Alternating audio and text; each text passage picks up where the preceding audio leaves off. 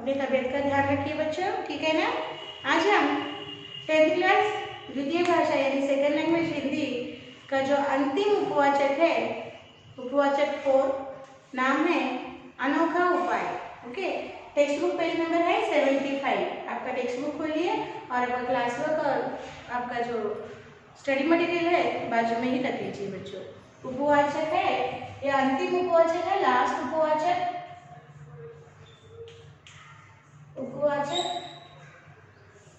4 और नाम है अनोखा उपाय।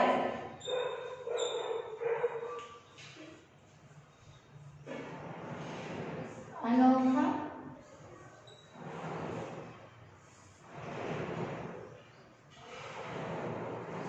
अनोखा उपाय। इस उपवाचक को लिखा है डॉक्टर राहुरी भारद्वाज ने।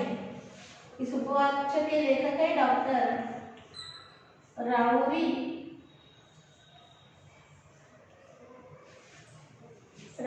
भारद्वाज।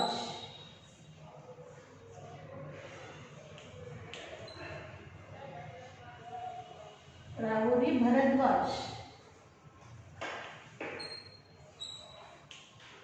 इन्होंने इस उपवाचक को लिखा है बच्चों।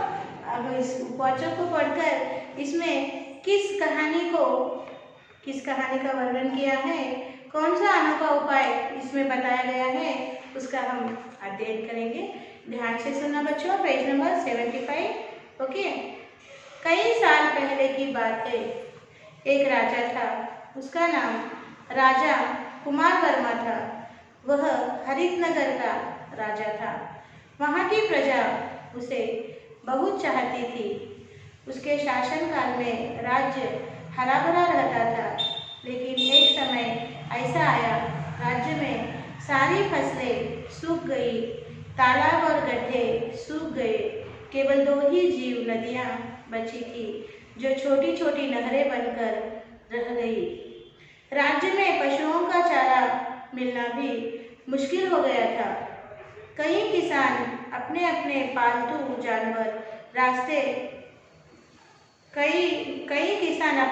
पालतू जानवर सस्ते दामों पर बेचने लगे। ऐसी परिस्थितियों में राजभंडार का अनाज प्रजा में बांटा जाने लगा। अड़ोस पड़ोस के राज्यों से अनाज उधार लिया जाने लगा। फिर भी राजा को भविष्य की चिंता सता रही थी। राजा उत्पन्न परिस्थितियों के बारे में गंभीर रूप से सोचने लगा, लेकिन इसका कोई पता नहीं चला। वहाँ की प्रजा भी सुखी है, लेकिन न जाने इस राज्य में ऐसा क्यों रहा होगा, क्या कारण हो सकते हैं, इस समस्या का हल कैसे किया जा सकता है। राजा ने इस समस्या के हल की चर्चा के लिए कई बुद्धिमानों, हाजिर जवाबदारों और विद्वानों को बुलवाया। सब एक के बाद एक अपने अपने सुझाव देने लगे। चर्चा में कुछ बुद्धिमानों ने बताया, हे महाराज, भूलें कई तरह की होती हैं। कुछ भूलें सरलता से पहचानी जाती हैं तो कुछ पहचानी नहीं जाती। कुछ हाजिर जवाबदारों ने बताया, हे राजन, कुछ भूलों का आभास होता है और कुछ का आभास तक नहीं होता। कुछ विद्वानों ने बताया, हे प्रभु, कुछ भूलें सुधार के रूप में हो जाती हैं तो कभी कभी कोई सुधार कार्य भी भूल के रूप में बदल जाती है। ऐसी ही कोई जानी अनजानी बात छिपी होगी जिससे आज राज्य में यह समस्या उत्पन्न हुई है। राजा ने पूछा, अब आप ही बताइए कि मुझे क्या करना चाहिए। सभी ने विचार विमर्श कर राजा को यह सलाह दी, सभी तरह से खुशहाल किसी राज्य का संदर्शन करें, वहाँ की शासन व्यवस्था को जाने, उसके अनुसार यहाँ सुधार करें, यहाँ के शासन नियमों में सुधार करें। इससे उत्पन्न समस्या का कुछ हल निकल सकता है। राज्य की समस्या का हल अवश्य हो सकता है। देखिए क्या हुआ, ओके, कई साल पहले की बात है, इसे लॉन्ग एगो। ओके, ये बहुत पुरानी कहानी है। एक राजा था, ओके, और उसका नाम था कुमार वर्मा, और वो हरितनगर का राजा था। उसके राज्य का नाम था हरितनगर। प्रजा बहुत उसे प्रेम करती थी, राजा को चाहती थी, और उसके शासनकाल में जब तक वो राजा रहा तब तक उसका राज्य हरा भरा था, यानी समृद्धि से भरा हुआ था, फसलों से भरा हुआ था। प्रजा को किसी चीज की कोई दिक्कत नहीं थी। लेकिन एक बार ऐसा समय आया, उसके राज्य में सारी फसलें सूख गई, तालाब और गड्ढे सूख गए, केवल 2 ही जीव नदियां बची, केवल 2 ही जीव नदियां, बहने वाली नदियां बची, जो छोटी छोटी नहरें बनकर रह गई, एक छोटे कैनाल के जैसा बनकर रह गई। इस तरह से राज्य में सूखा पड़ गया। राजा को बहुत चिंता होने लगी। राज्य में पशुओं को, यानी जो जानवर है, उन्हें खाने का चारा न मिलना, घास वगैरह उसको खाने का अन्न न मिलने लगा, चारा न मिलने लगा। इसलिए कई किसानों ने अपने जानवरों को, पशुओं को सस्ते दामों में बेच दे दिया। और ऐसी परिस्थितियों में जो राजा का राजभंडार है, जिसमें से प्रजा को अन्न पहुंचाया जाता है, अनाज दिया जाता है, वो उस राजभंडार का अनाज भी खत्म होने लगा। आस पड़ोस के राजाओं से अन्न उधार से लेने लगे राजा, और फिर भी राजा को आने वाले भविष्य की चिंता सता रही थी। इसलिए राजा ने सोचा कि किस तरह से अपने प्रजा को सुखी रखे, क्या उपाय करे, क्यों मेरे राज्य में इस तरह से सूखा पड़ गया है। इसलिए राजा ने दरबार में हाजिर जवाबदारों को, बुद्धिमानों को विचार विमर्श करने के लिए, विद्वानों को विचार विमर्श करने के लिए बुलाया, और सबने बैठकर इस बात पर विचार विमर्श किया। सबने अपनी अपनी राय बताई। कुछ हाजिर जवाबदारों ने बताया, कुछ विद्वानों ने बताया कि हे राजा, हमसे कुछ ऐसी भूल हो गई होगी जिसका हमें आभास यानी पता नहीं होगा।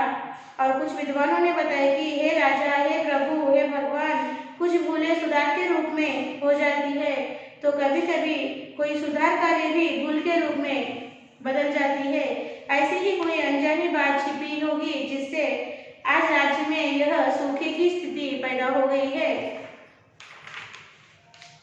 राजा ने पूछा, आप ही बताइए कि हमें क्या करना चाहिए।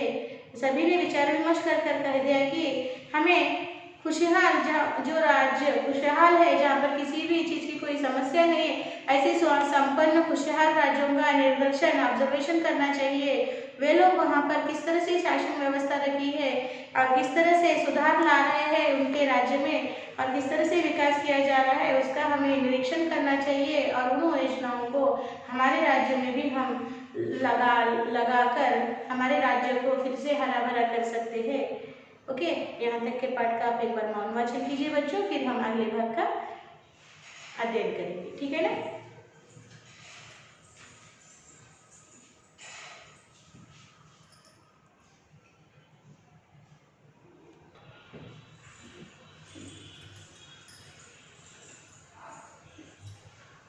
क्या रीडिंग इज वेरी इंपॉर्टेंट। अब देखेंगे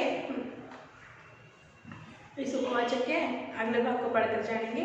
ठीक है ना। देखिए, राजा कुमार वर्मा को यह बात अच्छी लगी। उसने तुरंत अपने पड़ोसी राज्य के महाराज सत्य सिंह से भेंट करने का निर्णय लिया और सेवकों से संदेश भेजा। राजाधिराज महाराज सत्य सिंह जी को सादर प्रणाम। हमारे राज्य में अकाल से जनता पीड़ित है। इस समस्या के हल के लिए आपकी सलाह प्राप्त करने हेतु आपके यहाँ पधारना चाहते हैं।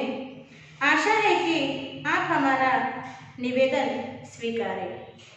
महाराज सत्य सिंह ने अपने संदेश में लिखा, आप और हम पड़ोसी राजा हैं।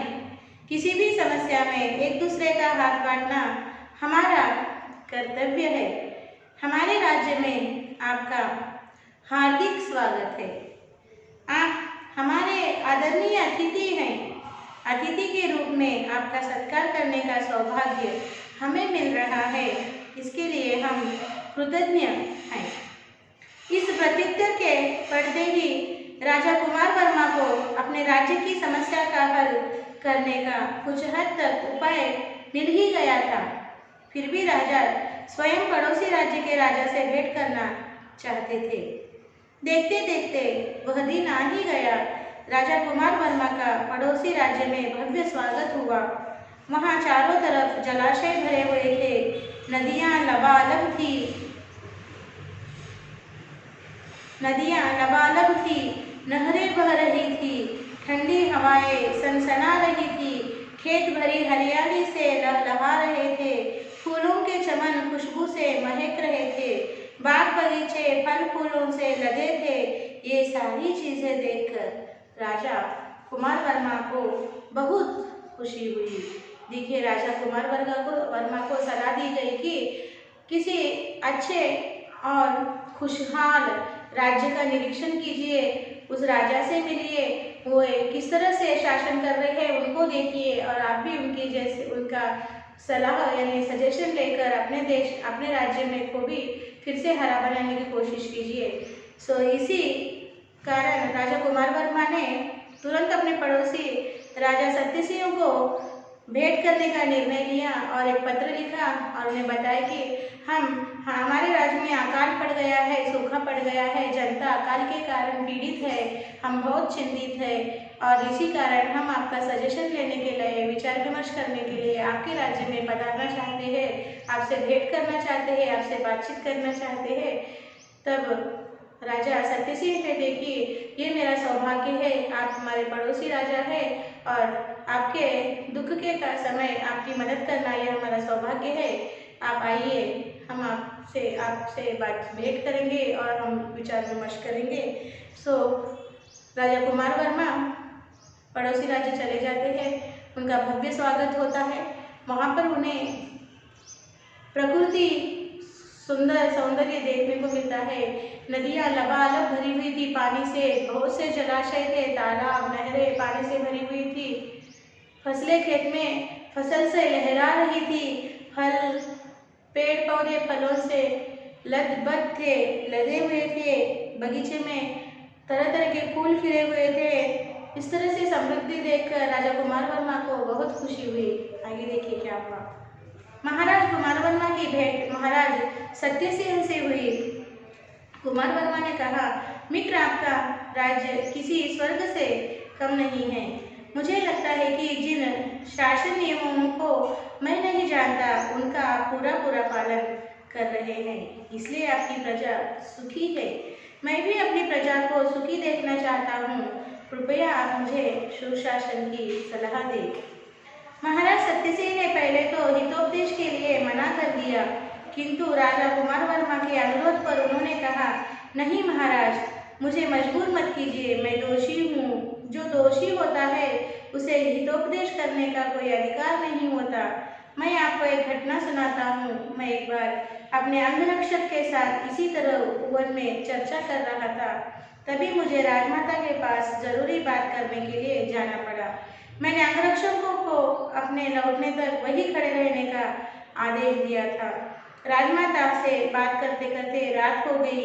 वहीं पर मैंने भोजन किया, सो गया। अगले दिन सुबह उठकर देखा तो खूब बारिश हो रही थी। सेवकों ने बताया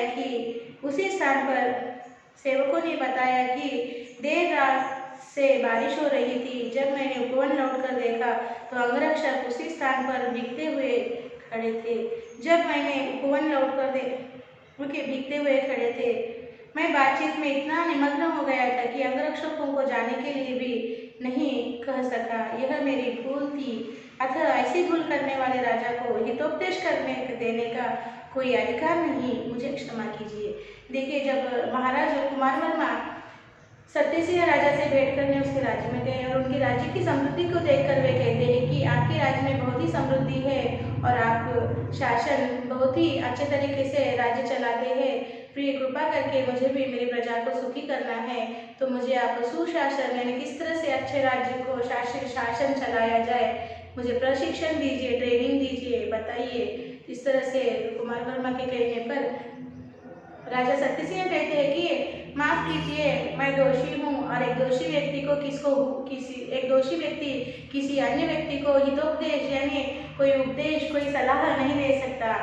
और सत्य सिंह जी ने, राजा सत्य सिंह जी ने कुमार वर्मा को एक घटना सुनाई, एक इंसिडेंट सुनाया कि एक दिन मैं मेरे अंगरक्षकों के साथ भवन में बैठा था, तभी मुझे खबर मिली कि राजमाता मुझसे बात करना चाहती है और मैं तुरंत उनसे मिलने के लिए चला गया और अंगरक्षकों को वहीं खड़े रहने के लिए कहा।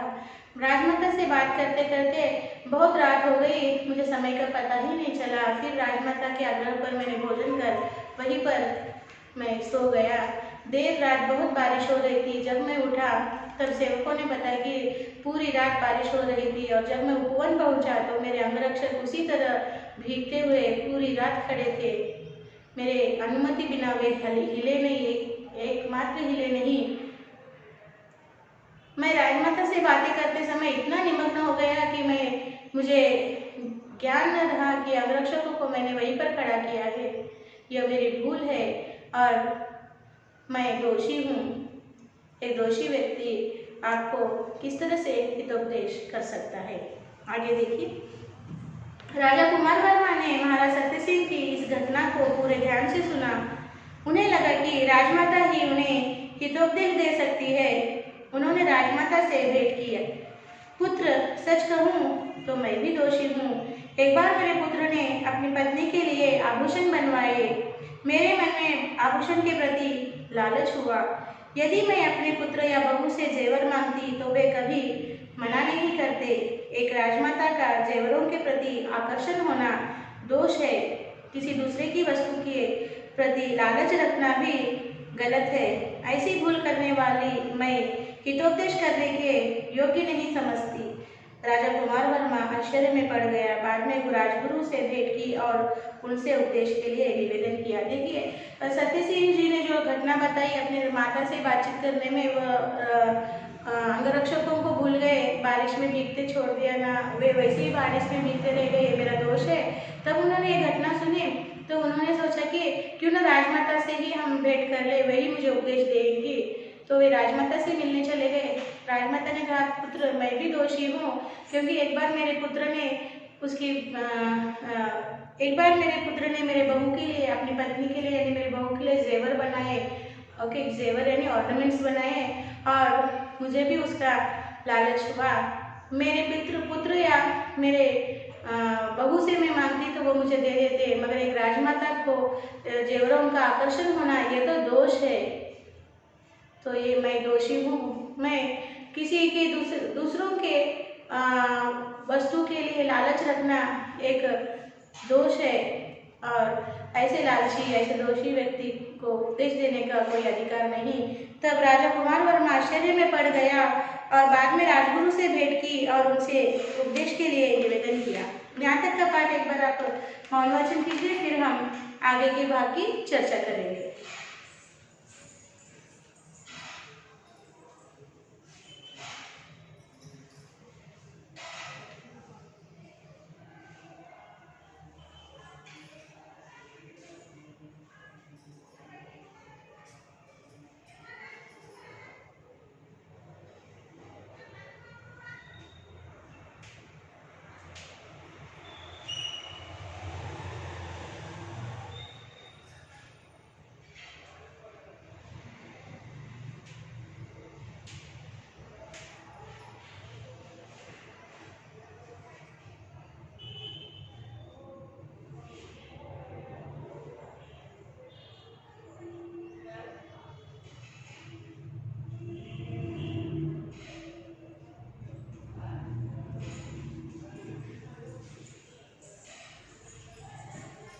पढ़ लिया बच्चों? अब हम अगले भाग की चर्चा करेंगे। पेज नंबर 78 देखिए। तब राजगुरु ने कहा, महाराज, मुझे क्षमा कीजिए, मैं इसके योग्य नहीं। एक बार सुदूर देश से एक पंडित आया था, राजदर्शन करना चाहता था। उसके पांडित्य की जांच करने का समय न होने के कारण मैंने राजा को यह कह दिया कि वह बड़ा पंडित है। राजा मुझ पर असीम विश्वास रखते हैं। उन्होंने पंडित को ढेर सारा इनाम दिया।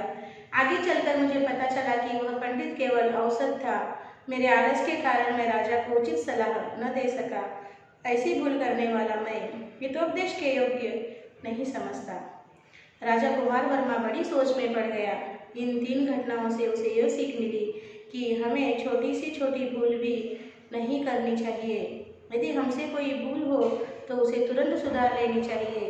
राजा ने इस सीख का पालन किया। कुछ ही दिनों में उसका राज्य खुशहाल बन गया। देखिए, जब राजमाता ने भी हितोपदेश देने के लिए मैं पात्र नहीं हूँ कहा, तब राजा कुमार वर्मा ने राजगुरु से भेंट करने का निर्णय लिया। और जब वे राजगुरु से भेंट करने गए तब वो राजगुरु ने कहा कि महाराज, मुझे क्षमा कर दीजिए, मैं आपको हितोपदेश करूं इस योग्य, इस पात्र नहीं हूँ, क्योंकि उन्होंने भी एक घटना सुनाई कि एक बार सुदूर देश से एक पंडित आया था, राज दर्शन करना चाहता था। उसके पांडित्य की जांच करने का आदेश मुझे राजा ने दिया, किंतु मैं अन्य कामों में बिजी था और मुझे समय न मिलने के कारण मैं उसका पांडित्य का जांच यानी टेस्ट नहीं कर सका। और बगैर जांच के ही मैंने राजा से कह दिया कि वो एक महान पंडित है। राजा मुझ पर बहुत विश्वास करते थे, इसलिए राजा ने मेरी बात मान ली। और बाद में मुझे पता चला कि उस पंडित को राजा ने ढेर सारा इनाम दिया, मगर मुझे बाद में पता चला कि वो पंडित बहुत विद्वान नहीं था, बस एवरेज था, औसत था। मेरे गलती के कारण राजा ने मुझे मेरी बात पर विश्वास किया और उसे बहुत सारा इनाम दिया। यह मेरी भूल थी और ऐसे भूल करने वाले, ऐसे दोषी व्यक्ति को किसी को हितोपदेश दे यह अधिकार नहीं है।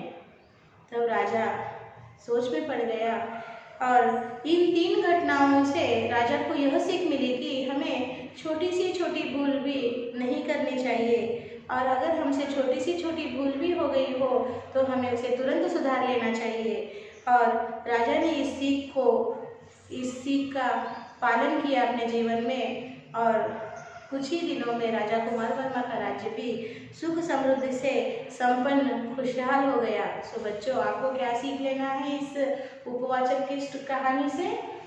हमें हमारे जीवन में छोटी सी छोटी भूल भी नहीं करना है।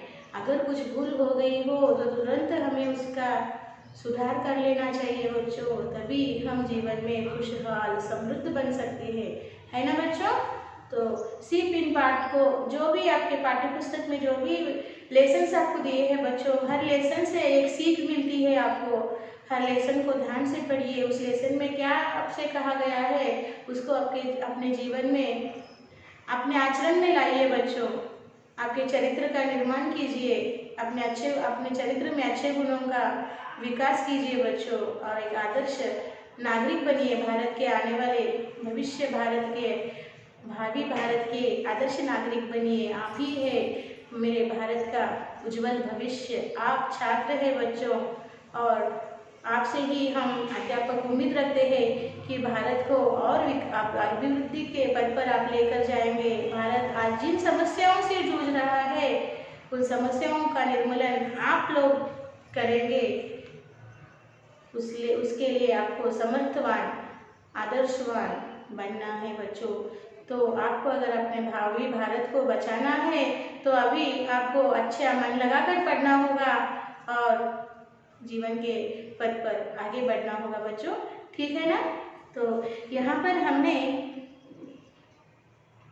हमने उपवाचक 4 अनोखा उपाय डॉक्टर राहुरी भारद्वाज जी के इस उपवाचक को समाप्त कर दिया है।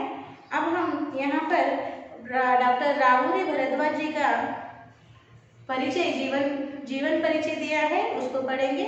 ओके, देखिए पेज नंबर 78। वर्ष 2012 के लिए ज्ञानपीठ पुरस्कार से सम्मानित स्वर्गीय श्री राहुरी भारद्वाज तेलुगु के प्रसिद्ध हस्ताक्षर है। प्रस्तुत कहानी तेलुगु भाषा में रचित उनकी प्रसिद्ध रचना बंगारू कुंदेलु की अनुवादित रचना सोने का खरगोश से ली गई है। देखिए, ये जो लेखक है डॉक्टर राहुरी भारद्वाज, ये तेलुगु के प्रसिद्ध लेखक है और इन्हें हिंदी साहित्य के प्रसिद्ध पुरस्कार ज्ञानपीठ पुरस्कार से सम्मानित किया गया है 2012 में। और ये स्वर्गीय है, यानी ये अभी जीवित नहीं है। ये तेलुगु के बहुत बड़े लेखक है, तेलुगु साहित्य के, और तेलुगु भाषा में उन्होंने जो रचना लिखी है बहुत ही प्रसिद्ध है। उस रचना का नाम है बंगारू कुंदेलु। इस बंगारू कुंदेलु रचना से ये लिया गया प्रस्तुत पाठ है। ये कहानी तेलुगु की रचना बंगारू कुंदेलु रचना से ली गई और हिंदी में ट्रांसलेट की गई। हिंदी में ट्रांसलेट करने पर क्या होगा? बंगारू कुंदेलु का नाम सोने का खरगोश नाम से हिंदी में अनुवादित की गई है ये रचना, और इसी रचना से ये प्रस्तुत कहानी ली गई है बच्चों। समझ में आ गया? तो यहाँ पर हमने इस पाठ को समाप्त कर दिया है बच्चों, और आपको एक बार इसका मौन वाचन करना है पेज नंबर 78 का, फिर हम इसके अगले भाग की चर्चा करेंगे। ठीक है, तो कीजिए रेडी।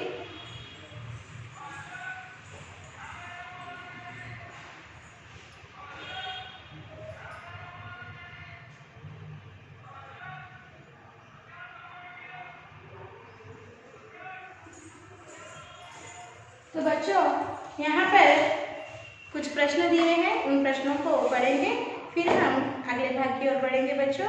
देखिए, इस उपवाचक के साथ हमने आपका 10th class second language Hindi का सारा पोर्शन समाप्त कर दिया है। पूरा टेक्स्ट बुक के पार्ट पढ़ चुके हैं, मैं पढ़ा चुकी हूँ। ओके, आपको बार बार इन पार्टों के वीडियोस को देखना है, समझना है। कोई समस्या, डाउट्स, दिक्कत हो तो तुरंत आपको मुझसे संपर्क करना है, फोन करना है। मैं आपके समस्याओं का समाधान करने के लिए तत्पर हूँ, रेडी हूँ बच्चों। ठीक है ना? तो हम पहले तो इसके प्रश्नों को पढ़ेंगे।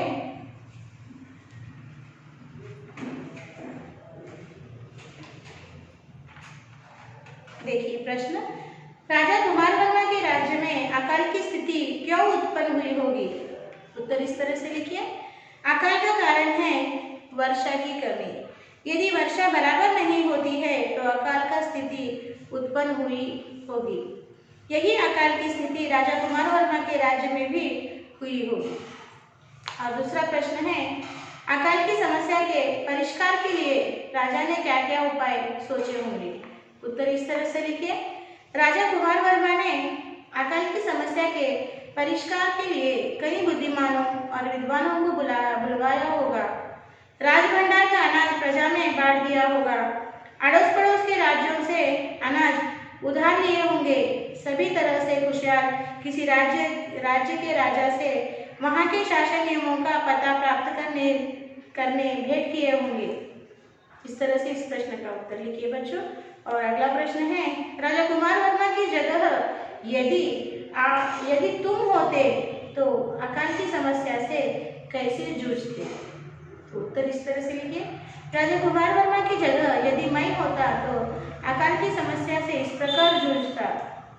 राज्य के धान्यगार में से धान लेकर सबको बांट देता। अड़ोस पड़ोस के राजाओं से धन धान्य आदि उधार लेकर जनता में बांट देता। नीति शास्त्र, धर्मशास्त्र आदि पढ़कर समस्या को हल करने का प्रयत्न करता। नीति कोविद, धर्म कोविद, ज्योतिष कोविदों को बुलाकर उनसे अकाल के कारणों के बारे में चर्चा करता। वेदों में लिखा गया है कि यज्ञ यज्ञादि कार्य करने से अकाल की स्थिति दूर होगी। इस कथन के अनुसार मैं यज्ञ यज्ञादि कार्यक्रम कराता। शास्त्र, सांकेतिक, वैज्ञानिकता की सहायता से मेघ मदन कार्यक्रम करता। इस तरह से आपको इन प्रश्नों के उत्तर स्टडी मटेरियल में दिए हैं बच्चों, और आपको उन प्रश्नों के उत्तर पढ़ना है और अपने स्वयं वाक्यों में लिखने का प्रयास करना है बच्चों। तो आज का आपका साक्ष्य इस तरह से लिखिए। साक्षी,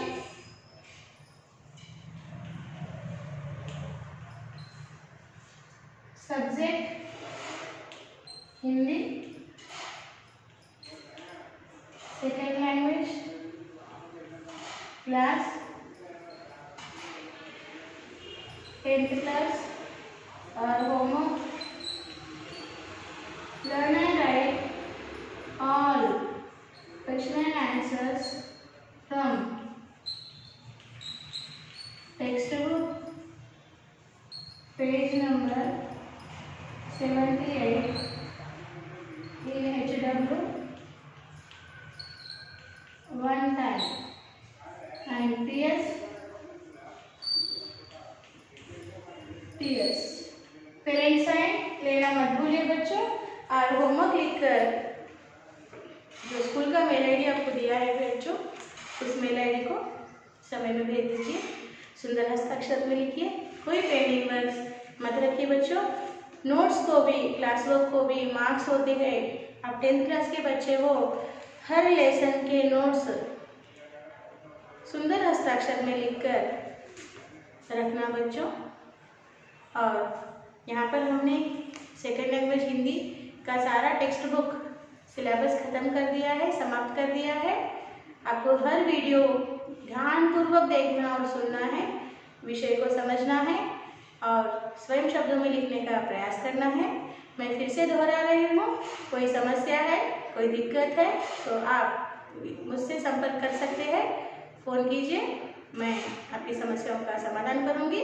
और आने वाले बोर्ड एग्जाम्स के लिए आप सबको शुभकामनाएं देते हुए बेस्ट ऑफ लक। ओके, सो बच्चों आपसे विदा लेती हूँ, आपकी हिंदी अध्यापिका। धन्यवाद बच्चों।